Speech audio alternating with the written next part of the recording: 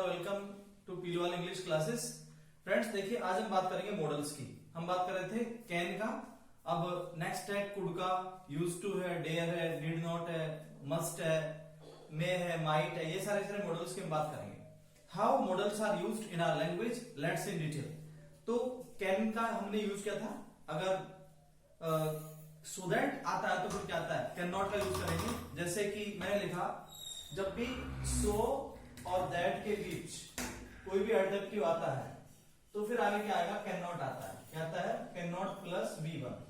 How it is used, जैसे मैं कहूंगी रमेश इतना गरीब है कि वो एक मकान नहीं खरीद सकता, तो क्या आएगा, Ramesh is so poor, Ramesh is so poor, Ramesh is so poor that he cannot purchase a house, कि वो घर नहीं खरीद सकता। Why? तो so that जब भी आता है और बीच में एडजेक्टिव आता है, then cannot plus V1 is used। cannot आएगा, इसका हिंदी क्या होता है, इतना की। हिंदी क्या होता है, इतना की। so that, अब मैं कहूंगी रेखा इतनी कमजोर है कि वो मेरे साथ नहीं दौड़ सकती है। रेखा इतनी कमजोर है कि मेरे साथ नहीं दौड़ सकती है, तो क्या आएगा, Rekha is so weak, Rekha is so weak that कि वो मेरे साथ नहीं दौड़ सकती है। That she can't run with me, कि वो मेरे साथ नहीं दौड़ सकती है। अब मैं कहूंगी दिनेश इतना बेईमान है कि वो चुनाव नहीं जीत सकता। Dinesh is so dishonest that he can't win the election. Dinesh is so dishonest that he can't win the election, कि वो इलेक्शन नहीं जीत सकता है। तो जब भी सो दैट आएगा, हिंदी क्या होगा, इतना की। सो दैट आएगा, इतना की, आगे हमेशा कैन नॉट प्लस V1 आएगा। लेकिन ध्यान रहिए, अगर यहां पास्ट टेंस हो तो आगे क्या आएगा, कुडंट, वो हम कुड के अंदर पढ़ेंगे। सो आई एम श्योर दैट हमने कल के वीडियो में कैन नॉट पढ़ा, कैन पढ़ा, और आज इसका सो दैट के साथ हमने यूज पढ़ा। अब है नेक्स्ट मॉडल है हमारा यूज टू। देखिए how these questions, these sentences are used in spoken English. It's really very important and amazing thing for us. ये हमारे लिए बहुत महत्वपूर्ण चीज है। अब देखिए नेक्स्ट जो मॉडल है वो है use to. How use to is used. देखिए चाहे यूज टू करो या वुड करो, दोनों एक ही बात है। दोनों किसके लिए आते हैं, पास्ट की हैबिचुअल एक्शंस के लिए। पास्ट की habitual actions of the past के लिए आते हैं, यानी दे आर यूज्ड किसके लिए, for habitual actions of the past, past के भूतकाल के आदतन कार्यों के लिए यूज टू या वुड का यूज किया जाता है। जैसे मैं कहूं कि हम क्रिकेट खेला करते थे, कहीं पर भी आप जब पास्ट में कोई कार्य, कोई गतिविधि, कोई एक्टिविटी आपने बार बार की, देन यूज टू और वुड कैन बी यूज्ड। ये सब्स्टिट्यूट है, दोनों एक दूसरे के साथ रिप्लेस हो सकते हैं। अब how they are used in our sentences. जैसे मैंने बोला कि हम क्रिकेट खेला करते थे जब हम जवान थे, तो क्या आएगा, we used to play cricket when we were young. We used to play cricket, हम क्रिकेट खेला करते थे। अब मैं कहूं कि हम नदी में तैरा करते थे, हम नदी में तैरा करते थे, तो क्या आएगा, we used to swim in the river. We used to swim in the river, we used to swim in the river, right? हम नदी में तैरा करते थे। यहां पर आप would का प्रयोग भी कर सकते हो, we would swim in the river when we were students, जब हम छात्र थे, when we were students we used to swim in the river, right? So both used to and would can be used together, they are right, because when we express the sense of habitual actions of the past, then used or would can be used. ये सब आते हैं। जैसे मैं कहूं कि रमेश गरीबों की मदद किया करता था जब वो अमीर था, तो क्या होगा, Ramesh used to help the poor. Ramesh used to help the poor when he was a rich man. When he was a rich man, right? So Ramesh used to help the poor when he was a rich man, or Ramesh would help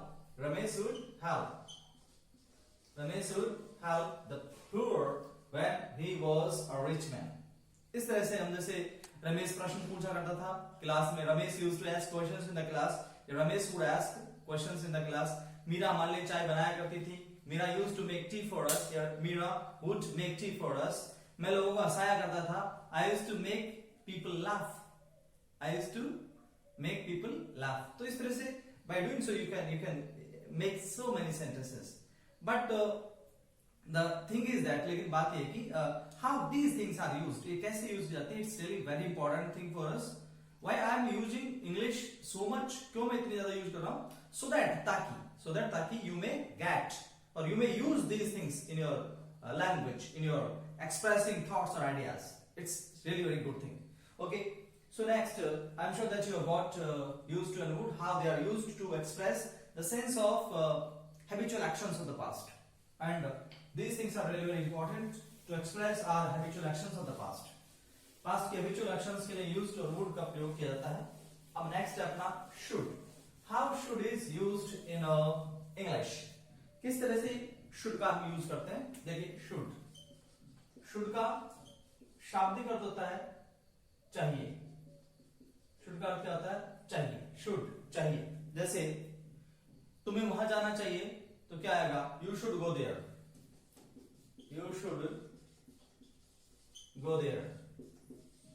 तुम्हें वहां जाना चाहिए. अब मैंने बोला कि हमें गरीबों की मदद करनी चाहिए तो क्या आएगा, we should help the poor.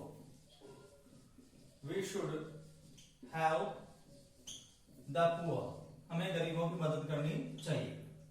अब मैं कहूंगी तुम्हें समय पर दवाइयां लेनी चाहिए.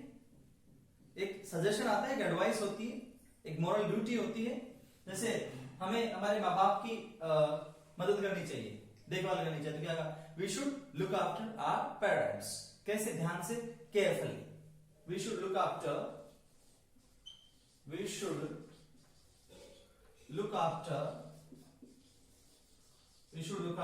Our parents.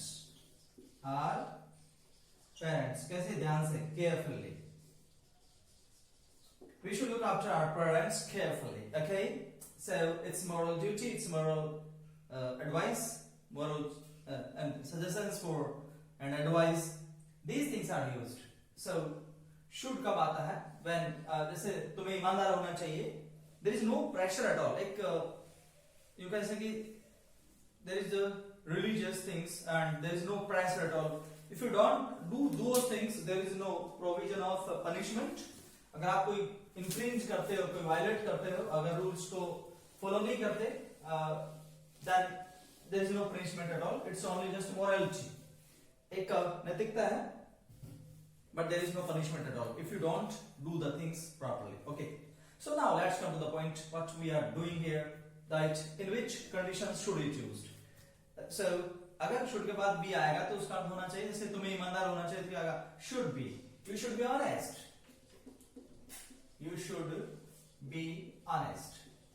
तुम्हें ईमानदार होना चाहिए. अब मैं कहूंगी you should be honest. तुम्हें ईमानदार होना चाहिए. अब मैं कहूंगी तुम्हें मिलनसार होना चाहिए.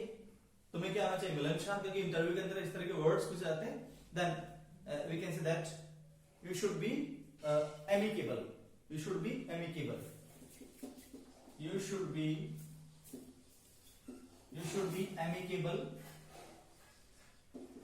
या फिर एमिएबल या फ्रेंडली. तुम्हें मिलनसार होना चाहिए. You should be amicable, you should be friendly, you should be amicable. तुम्हें मिलनसार होना चाहिए. उसके अलावा तुम्हें वहां होना चाहिए. तुम यहाँ क्यों, why are you here? तुम्हें तो वहां होना चाहिए. You should be there. You should be there.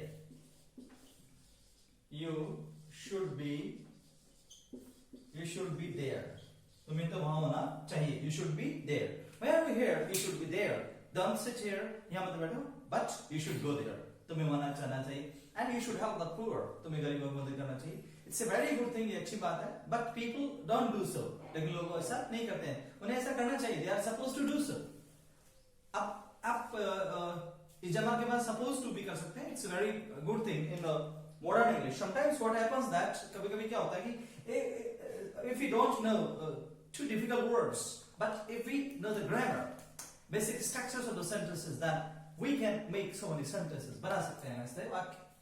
How they are formed, कैसे हम उसका यूज करते हैं. तो जब भी सजेशन आता है, then should के स्थान पर हम there is one more other way or pattern by which can be used. तो आएगा subject, ism supposed to plus v1 object and adverbs. This pattern can be used. ये pattern भी आ सकता है. ism के बाद supposed to. कहाँ पे m आएगा? I के साथ क्या था m? We know well these things because we have studied in the previous classes. अगर he she नहीं हो तो क्या आएगा? He she it. किसी का भी नाम हो तो क्या आएगा? is. यदि प्लूरल हो जैसे you we they and boys girls students, then what is used? Then are is used. Then are will be used. So am is used after I and his name singular after is can be used. So this can be used. Is am supposed to is equal to should. इसका meaning should ही होता है. जैसे तुम्हें वहां जाना चाहिए, you should go there. You are supposed to go there. Okay, it's very good stylish way. जब colloquial language होती है, उनकी native speakers बोलते हैं, वहां के जो indigenous people होते हैं, देशी लोग होते हैं, वो they use these kind of sentences. But what happens here? We don't use such sentences, but we are supposed to make sentences. हमें बनाने चाहिए. तो इसका मतलब भी क्या होता है? is am supposed to चाहिए. क्या होता है? चाहिए. Now we can use either is am supposed to or should. Both are correct. जैसे तुम्हें वहां जाना चाहिए, you are supposed to go there. You are supposed to go there. To go there. तुम्हें वहां जाना चाहिए. या आप कह सकते हो you should go there. Both are same. Both are same. You should go there. तुम्हें वहां जाना चाहिए. You are supposed to go there and you should go there because we know these things. Such sentences are used by us. ऐसे वाक्य हम लोग बनाते हैं. But if you want to make a language effectively or in a very best manner, then supposed to is or supposed to must be used. ये use करना चाहिए. अब जैसे मैंने बोला कि हमें गरीबों की मदद करनी चाहिए. हमें गरीबों की मदद करनी चाहिए तो क्या आएगा? We are supposed to help the poor. We are supposed to help the poor. And और कैसे बना सकते हैं? How we can make we should help the poor. Both are same. There is no difference at all. एक ही मतलब है, कोई अंतर नहीं है. So how can we make it that we are supposed to help the poor? It's right, and we should help the poor. We should help the poor. We should help the poor. Both are same. अब मैं कहूँ मुझे वहां जाना चाहिए, I am supposed to go there. मुझे ये काम करना चाहिए, I am supposed to do this work. Or I should do this work. Both are same. So I can make sentences like this also. And जैसे मुझे ये काम करना चाहिए तो क्या आएगा? How we can make I am supposed to do this work. I'm supposed to because am is used after I and am. Okay, when we speak English first, then construction forms of the verb, contractions forms of the verbs are used. It means we use semi-not. Okay, so we don't speak not. So short forms are used. If we want to make our English fluent and effective or attractive and alluring, so how they are used? मुझे ये काम करना चाहिए. I'm supposed to do this work. So I'm supposed to do this work. I'm supposed to do this work, right? So I'm supposed to do this work, and I can make it another way that I should do this work. I should. Okay, we can make that I I should do this work. I should do this work. Both are same. So Ramesh is supposed to help his friends. Or Ramesh should help his friends. Now we have studied a lot regarding should. So friends, अब हम दूसरे structures की बात करेंगे. How should can be used in a spoken language and how it is very important for us to express our ideas and our thoughts. कैसे हमारे विचारों को व्यक्त करने में इसकी महत्वपूर्ण भूमिका होती है. देखिए, जब भी less के साथ should आएगा तो उसका अर्थ कहीं ऐसा ना हो कि sometimes it is used in grammar also. Less should. Okay. One more is least. L-E-A-S-T होता है कम से कम होता है, लेकिन less के साथ should आता है. हिंदी अर्थ होता है कहीं ऐसा ना हो कि, कहीं ऐसा ना हो कि, कहीं ऐसा ना हो कि. Less should. Okay. It's a phrase and it's used in together. So कैसे बनाएंगे? धीरे चलो कहीं ऐसा ना हो कि तुम गिर जाओ. धीरे चलो कहीं ऐसा ना हो कि तुम गिर जाओ. ऐसा ना हो कि यानी less should आएगा. It's fixed. Okay, this phrase is fixed. So this phrase is fixed. Only should modal is used after last. So धीरे चलो कहीं ऐसा ना हो कि तुम गिर जाओ. Walk slowly. Okay. Walk slowly. Lest you should fall down. Okay. Walk slowly, lest you should fall down. अच्छी तरह से खेलो कहीं ऐसा ना हो कि तुम मैच हार जाओ. तो क्या आएगा? Play carefully, lest you should lose the match. Or lest you should lose the match. So walk. Play carefully. कैसा ना हो कि अवसर आपके हाथ से निकल जाए. So play carefully, lest you should miss the chance. कहीं ऐसा ना हो कि अवसर आपके हाथ से निकल जाए. Lest you should miss the chance. So take care that when कहीं ऐसा ना हो कि chance जब हम express करते हैं then should must be placed after list and it's a very good way of expressing our thoughts. And these things are really very important. So we do not use not after left should because it denotes negative sense. The sense of negation denotes that not can't be used after lest and should. So it's a very good phrase again. One more thing which is also which I want to express among you is that देखिए जब भी चाहिए था आता गया चाहिए था तो should have plus be had is used. जब भी ये फॉर्मेशन आता है subject plus should have plus be had plus object and adverbials. Okay, when this particular formation is used then चाहिए था. भाई इस फॉर्मूले का हम करेंगे क्या?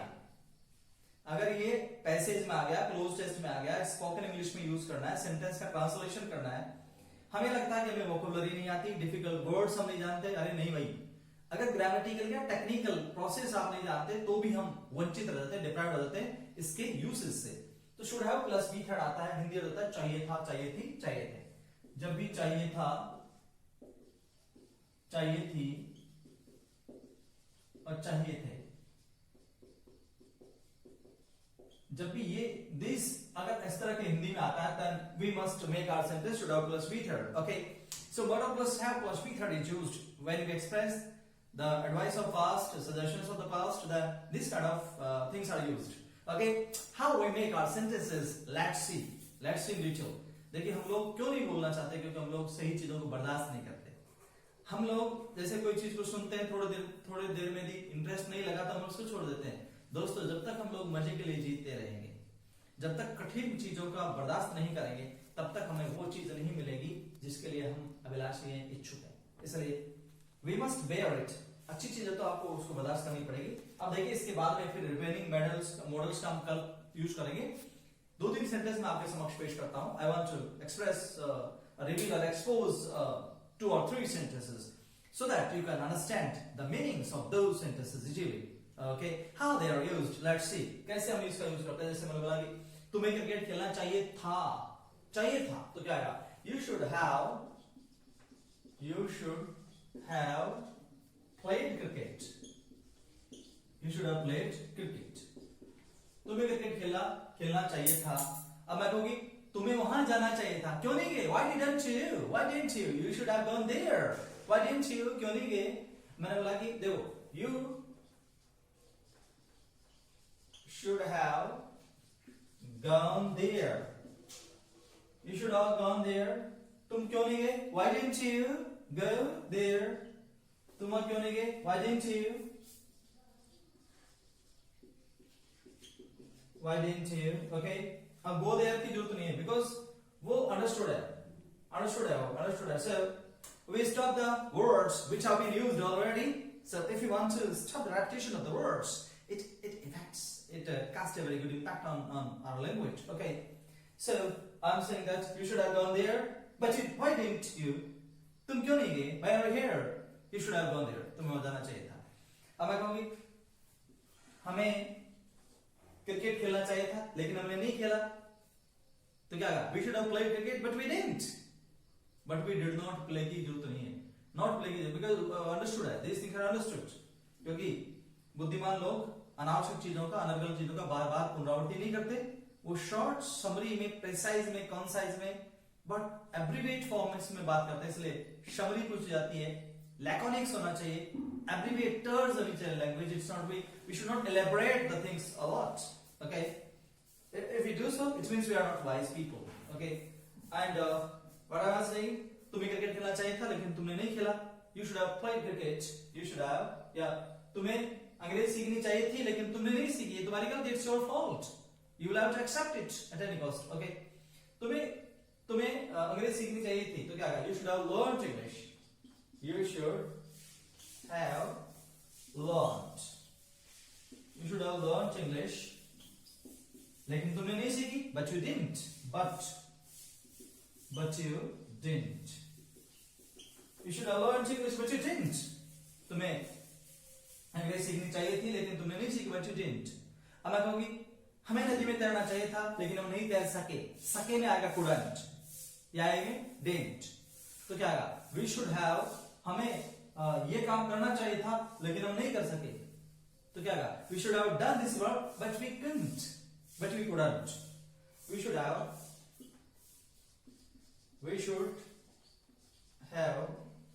done this work. Okay, this work, but we didn't. लेकिन हमने नहीं किया. But we didn't. लेकिन हम नहीं कर सके. But we couldn't. But we didn't. हमने नहीं किया. But we couldn't. Didn't. Did not. Didn't. So these are small things. These are small things which are really very important for us. But how they are used? देखिए मैं भी Hindi medium से हूँ. I'm also from Hindi medium. But by doing practice a lot, I have come to conclusion that how these things can be used. Okay. So the remaining rules of should is concerned. I'll elaborate them tomorrow. And I'm sure that if you have any problem, please tell me and share this video among your friends so that they can take the benefit, advantage of it, and your life can be groomed. Okay. तो आप लोग को यदि कोई समस्या हो regarding modals, you can comment me. आप मुझे कमेंट करके बता सकते हैं. और जहां तक as far as other things are concerned, I'll help you a lot. Spoken का ये बैच सेशन चलता रहेगा और आप लोग इसकी जो महत्ता है, इसकी जो इंपॉर्टेंस है, उसे आप लोग यूज करें and use these things in your language. बोलने से आएगा. Speaking comes by speaking. There is no other way at all. Hard work, कठिन परिश्रम का कोई ताल्लुक नहीं होता है, उसका कोई शानी नहीं होता है, उसका कोई विकल्प नहीं. There is no alternative of hard work. Okay. But smart work is also mandatory. वो भी जरूरी है. तो thank you all of you. Have a nice day. आप अपने वीडियो को शेयर करें, लाइक करें और अपने दोस्तों को शेयर करें ताकि और बेल आइकन को जरूर दबाएं ताकि नोटिफिकेशन जो नई वीडियोस बनाते हैं वो आपके मोबाइल पे आ सके और you can take the benefit of these things every day. Thank you. Have a nice day. Thank you all of you. Thank you.